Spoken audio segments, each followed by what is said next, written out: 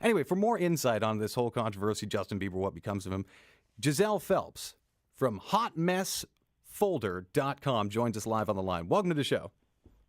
Hey, Ben, how are you? Not bad. Sorry, I went on a wild jag there about using the N-word and all those sorts of things. How you doing? Yeah, I was enjoying it. I was following along. I was connecting all your dots and agreeing some places and disagreeing in others. Oh, let's get to where you disagreed.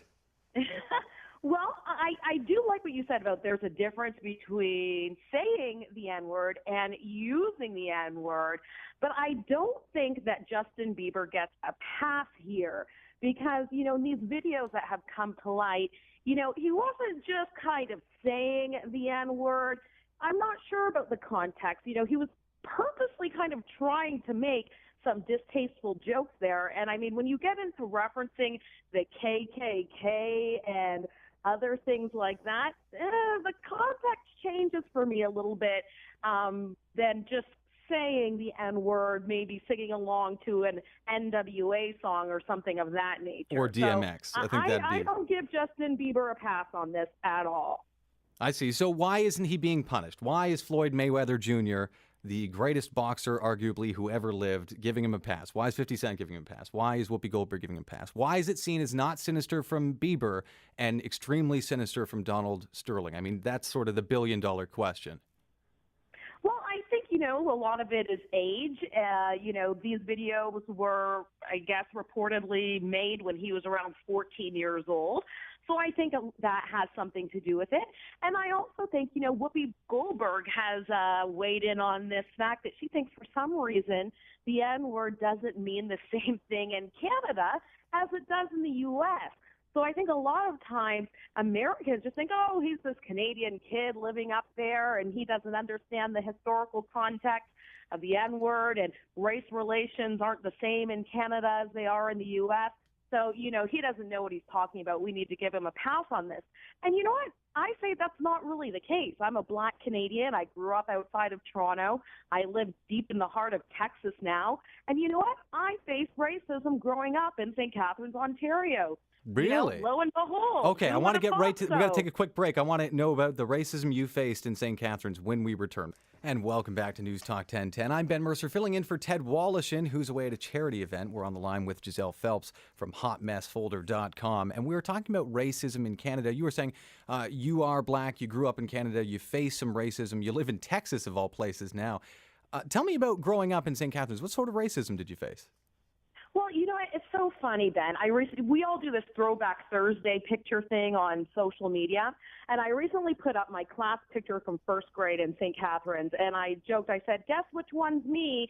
And everybody was commenting because I'm the only little black kid in the picture. Right. So I think any time that you are the only one of a particular group in a setting, you're going to face some sort of discrimination. Yeah. Xenophobia, fear of blackness, fear of the unknown is, it's international, it's universal.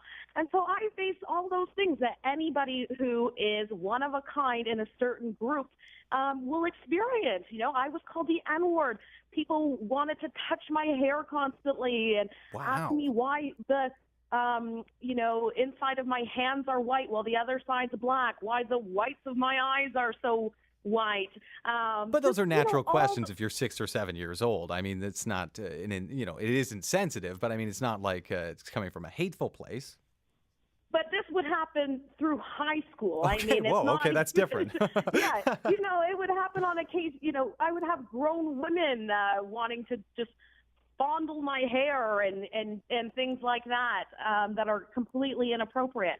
So I think that racism is everywhere. So I think for Americans to think, Canada has historically been viewed as a safe haven for blacks. That's a fact. My ancestors came to Canada on the Underground Railroad with Harriet Tubman. Sure. So Canada has always been viewed as a safe haven. And the history is different. Sure, I totally accept that. And I think that's the point that Whoopi and a lot of these other celebrities that are defending Justin Bieber are kind of trying to make. But at the same time, you can't deny that these racially charged words still carry the same weight there, that the intent can still be the same.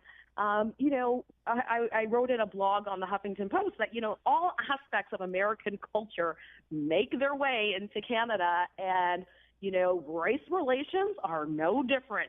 They make their way in through the music. You've referenced that, through films, through everything.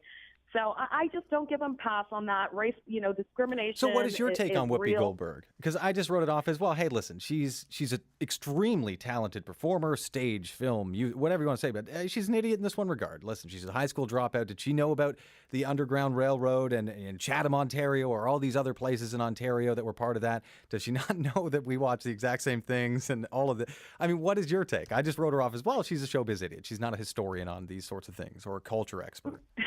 Right. I love Whoopi Goldberg. I've been a fan of her since The Color Purple. Sure. But I think she was out of line on this. I think she was uneducated and uninformed. She referenced on The View that she had spent some time in Canada, and the Black Canadians there told her, that things were different. And yes, as I've just said, things are different. The Black Canadian experience is completely different than the Black American experience. I don't identify culturally with a lot of the things that my Black friends here in Texas experience, because again, I'm coming What's a from good Canada. example of that? I'm curious about that. What are some of the core differences? Because you're in Texas, and I think, sitting here in Toronto, things seem a little bit more hardcore there. I mean, what is the difference between being a Canadian, a Black person living in Canada versus the States?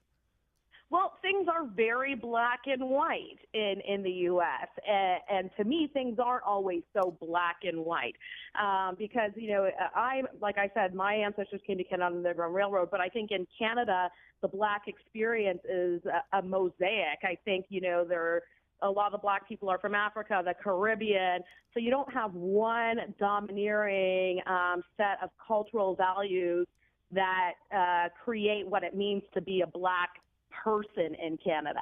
Whereas in the U.S., there's really one set of cultural values that for what it means to that be are associated Black in the U.S.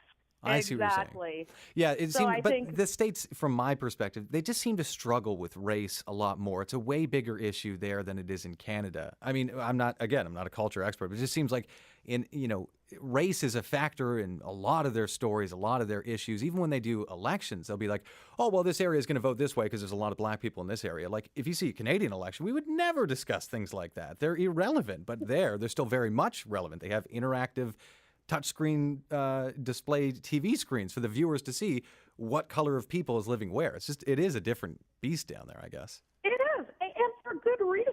I mean, Jim Crow laws. I mean, you know what I mean? And we're not so far away from that.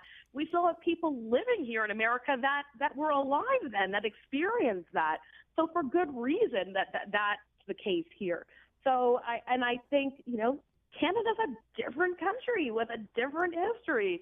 So, but you can't completely discredit it and say that, racism doesn't exist there. The N-word doesn't mean the same thing there. The N-word means the same thing everywhere.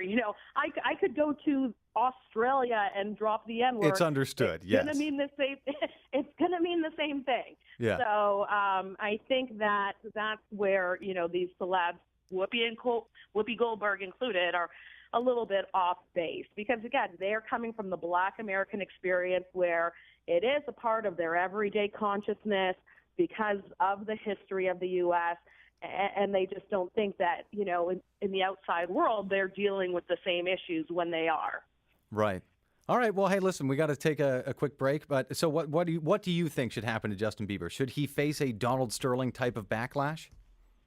Well, I think, honestly, his career's on the decline anyways. I was just having this conversation with some folks yesterday, and I think, he's kind of run the regular course of a teenage pop star, hasn't he? I mean, he's getting into all this trouble. So I think he's on his way out the door, and I think, he's fast-forwarding that. Who cares? Yeah, well, it's quickly going to become that. Giselle exactly. Phelps, I hate to cut you off. We got to go, but thank you so much for your insight. You're welcome. Great to be here. She shared a lot there. I was going to tell, I'll wait till we come back. We got to take a quick break. You're listening to News Talk 1010. It is 12:54.